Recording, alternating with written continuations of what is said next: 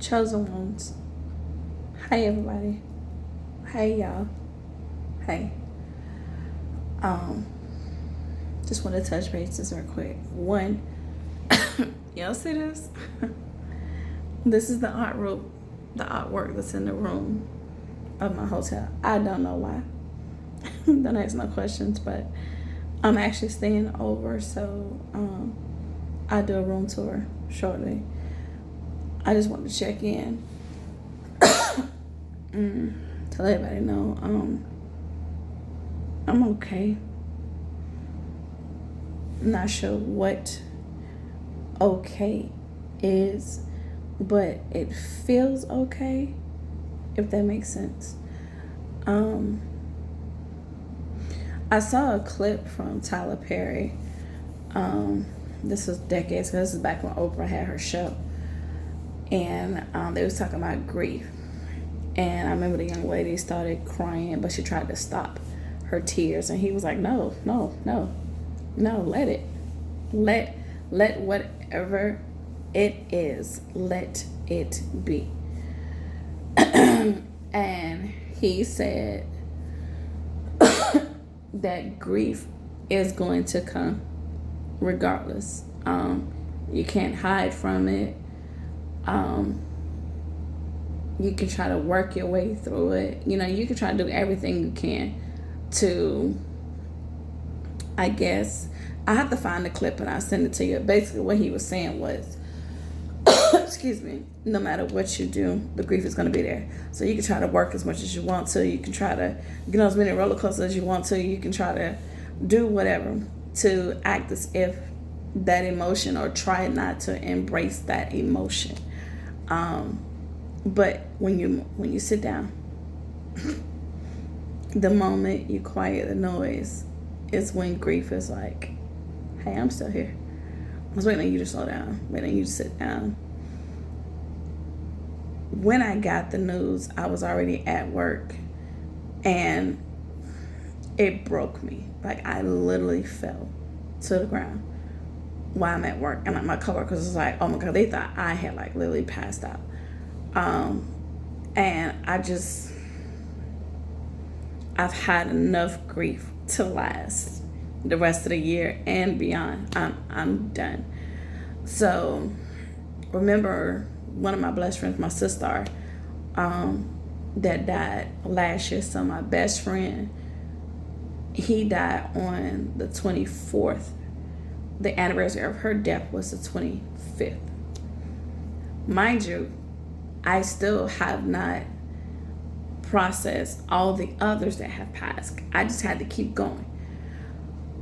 But this one, excuse me, and I'm trying to get over. I'm trying not to get whatever's out here. This one, I don't know how to process it, guys. Like, I mean, this was the dude that I would pick up the phone and call no matter what time of day, night, whatever I was going through. Like, he was my therapist when my therapist hours was closed, okay? And it's almost like I've lost my go-to person. So it's like, who do I literally go to now? Who do I talk to now? Because he knew 27 years of me. I have 2 other blessed friends, as I call them, but they met me in the middle. They never knew me from the beginning. They know who I am now, not who I was. He knew who I was, who I became, and who I'm becoming. And he was there to celebrate all those moments. So it took me back to losing my brother first, who was murdered, and then my mother, her death. So mind you, I do have, other siblings, but I don't have someone who was my heart, not just in my heart, was my heart. And his son is my godson. My daughter is his goddaughter. So this is a whole full circle type of pain. Like,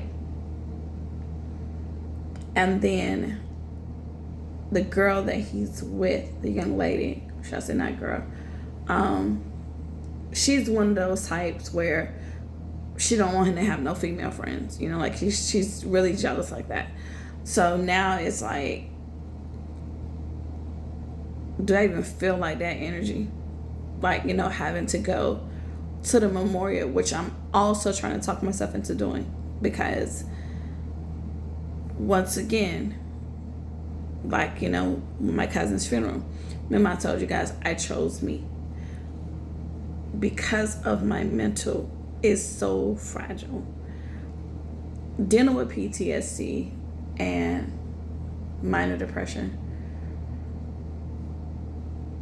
I don't know the brain switch to turn on and off when that actual emotion hits, because it hits so hard. When I first got saved, it was at a church in Columbia, South Carolina. Shout out to Pastor Dr. Bailey. Right Direction Christian Center International. Okay, anyway. And I told this story before, how she said, you know, that I was a silent sufferer. And I try not to get in here.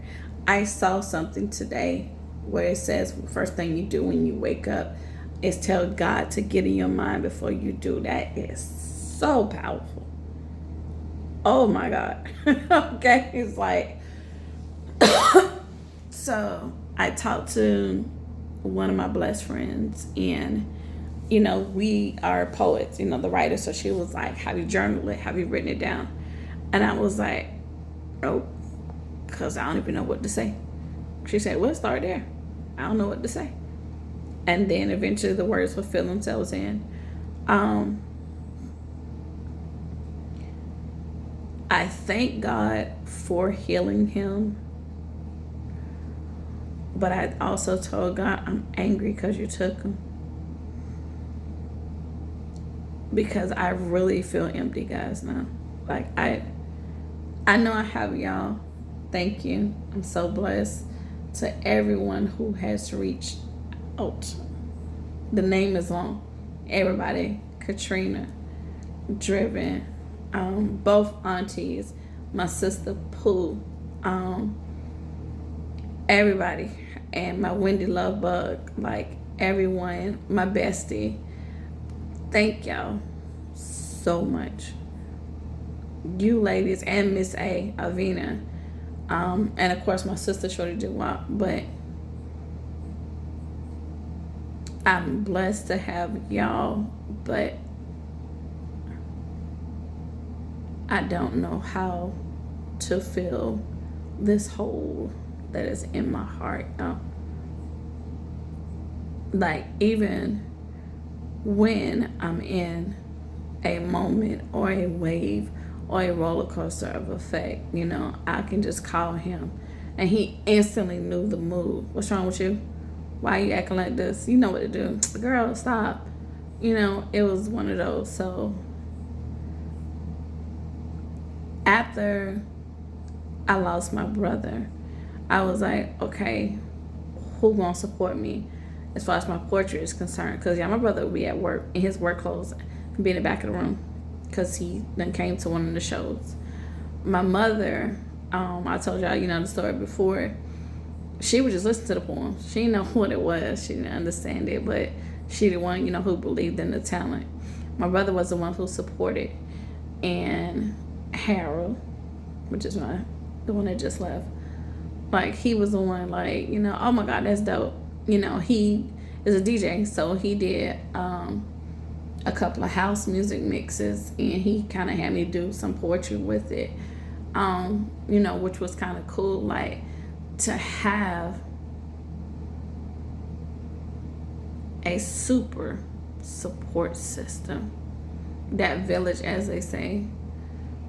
And then I don't have that now. And once again, I know I have y'all, but I'm saying the people that were there from the beginning. So right now, I don't know what's happening, what to do. Like, I'm really just drowning myself into work, as you see, which I'm gonna show y'all the room in a minute. Because we're short staff. However, they just hire staff, so people are in training. So I'm doing a turnaround. However, they're giving me the next 3 days off because I'm coming in tomorrow from 7 a.m. to 11 a.m. One of my supervisors taking me out to brunch because it's also the anniversary of my death in 2020. So it's just a lot. Like, he was the person that was there for that too. It's a lot, man. Your girl is really going through. But the going through, I refuse to get stuck in this, whatever this is. But I can't identify it because it's so many different layers of grief, anger, anxiety, want to be happy, sad, mad. Like, it's so many emotions in one jar. And you know how, let's say a pickle jar, you know how when you open it and it gives you that pop sound? That's how I feel. Like, it's just everything is enclosed in that jar, but then when I open it, which one do I identify first? Do I cry? Do I curse, fuss, mad? Do I laugh? I don't know what to do. So I'm doing what feels safe to me right now, and that's just denial, I guess. I refuse to accept this reality, but I have to, and I don't know how. But I'm gonna be okay. One thing about Chosen, I always bounce back from it. I don't know how long it's gonna take. I don't know what to do. Someone in my comments said to get therapy. I have to redo, find a therapist again, because at NASCAR with CRVA, we actually had a contract with Better Health. So I was able to take a couple of classes, and it either come out of a paycheck, but the first 6 were free. And I obviously had all 6, so yeah, I need to talk to someone, but y'all, it's so freaking expensive. So I'm really trying not to mentally snap, crackle, or pop. But this one right here, this one was a big one. This is on the level of my mother and brother. It was there, and that took me a minute. And I know why I still grieve for my mother. My brother is in waves, but I know why I still grieve for my mother, because the moment that it happened, I couldn't. I went into survival mode. Because the family was at odds. It was just a whole hot mess, child. A real Tyler Perry movie. Okay. So it didn't hit me until like months later, literally, and I'm not lying. It was something that happened. I think it was like a church or something, and I was supposed to go to something, and I got mad because I called and she didn't answer, and I realized, like, oh shit, my mother's dead. Wait, what? No. And that's when it hit, and it was like, oh God, my mother's dead. And I went into the deepest, darkest place of depression. This is on that level. That's why it scares me. because I had to figure out how to maneuver that again by myself.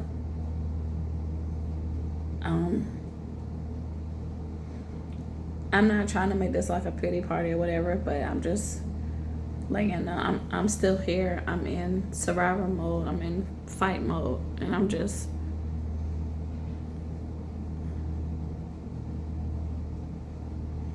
this too shall pass. I just don't know when. Okay. Like I said, I had to work again in the morning. I just got off, so they let me get a room for tonight. I don't know why that artwork is right there. It is so tacky. And then the thing is, you can actually tear it off. There's another picture behind it, but I'm gonna turn the camera around so y'all can see how the actual room is set up. Because I know how we was laughing and joking about the room and stuff. So the one cool thing about being here at the hotel is the view that you get. So I'm gonna start from the front part of the hotel, of the room, so you can see it. All right, so clearly that's the door where you come in at. There's no closets, so you got your little pegs where you hang the stuff up. This is the bag that I was telling you about, which is absolutely nice. I would love to get this in design on it. But you can either use this, like if you want to go walk around out in the city and you don't want to take your purse or anything, you can use that, or you can purchase it. Yes, we have an actual lanyard. This is amazing. So like if you want to, let's say, get that and go out and get some ice instead of turning on the lights, you can do that. But like I said, it's small. It's a very small room. This is the bathroom in here. I do not know why this door does not slide so that water can get all the way on the floor, but it's okay. This is one of our king rooms. Got a nice size TV. There's a little tacky picture again. Right here, y'all see the rotary phone? This is cute. I don't know. That's also artwork you can tear off, which is the tackiest thing. Y'all ready? It's a chair. Yes, it's an actual fold-out chair that goes to that desk. So imagine those of certain curb appeal. So this is my favorite part. So no matter where you are, you gonna get a view of the city. That's another rooftop bar that's over there. I'm in the back corner. But okay. That's it. It's a nice house bed. I love that it has 1,000 pillows on it, because that's kind of how my bed is at home too. That's my salad I'm finna eat. But okay, so I just wanted to just come on, show face, hang it in there. So thank you for your prayers. Thank you for coming and reaching out. I'll get back. I will respond. I promise you. Just give me a moment. I see the text messages. I will respond. I'm not gonna put you like just on red and not say anything, but I probably won't have a full-on conversation because I'm just not in the headspace. But I love y'all. Thank you so much for watching. Thank you for those that called, comment, text, and all the things. This too shall pass, and I'll be back at it. Okay. Until next time, my friends. TTFN. Ta-ta for now. Love on your loved ones. Hug everybody for me, okay? Love everything about you.